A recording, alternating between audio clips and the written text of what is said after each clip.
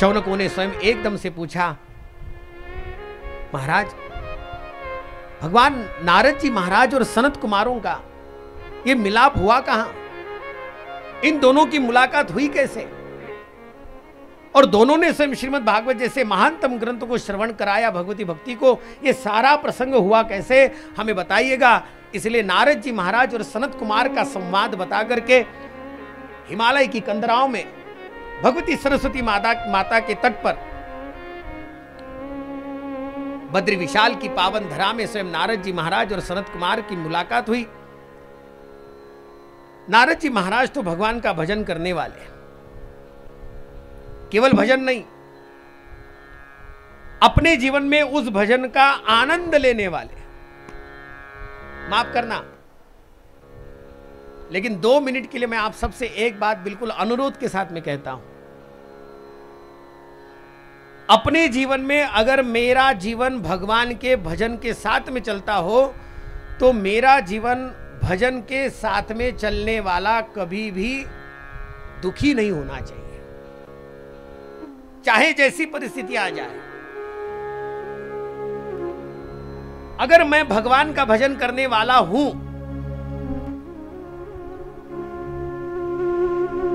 मुझे दुख नहीं होना चाहिए। भजन करने वाला आनंद में होता है, ध्यान में रखना। भजनानंदी जहां कहीं मिल जाए, उसके केवल दर्शन मात्र से मन प्रसन्न हो जाता है, यह भजन करने वाले का प्रमाण है। आप केवल उसके सन्निधि में बैठिए तो सही।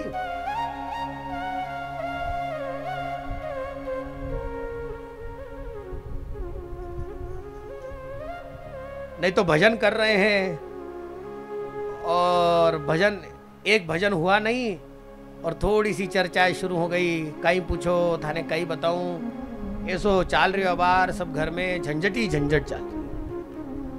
अभी तो भजन किया। भगवान का भजन करने वाला कभी भी संसार की झंझटों से ज्यादा परेशान नहीं होता, होना भी नहीं चाहिए।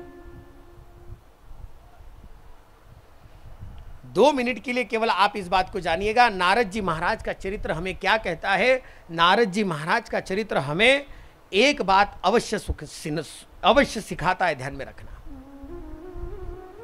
नारद जी महाराज का चरित्र हमें केवल एक ही बात अवश्य रूप से सिखाता है, वो ये है, आप जिन परिस्थितियों में हैं उन परिस्थितियों में भगवान का भजन करके सुखी रहे, आनंद में रहे। यही नारद जी महाराज का चरित्र हमें बताता है, और कुछ नहीं बताता। इसलिए नारद जी सर्वोत्तम है। वो जहां भी जाते हैं, जिस किसी के पास में जाते हैं, बैरी हो तो भी, दुश्मन हो तो भी, राक्षस हो तो भी, देवता हो तो भी, सबके सब उनका स्वागत करते हैं। उसका कारण क्या है मालूम है? केवल और केवल भजन का आनंद। भजन करने वाला किसी का बैरी नहीं होता, भजन करने वाला किसी का दोस्त नहीं होता, भजन करने वाला भगवान के आनंद में रमने वाला होता है। वो तो केवल और केवल अपने परमात्मा का होता है और वो किसी का नहीं होता। नारद जी का विशेष है ये। इसलिए नारद जी महाराज का जीवन क्रम देखिएगा। नारद जी महाराज अपने जीवन क्रम में केवल भजन के अलावा और कुछ नहीं करते, केवल भजन।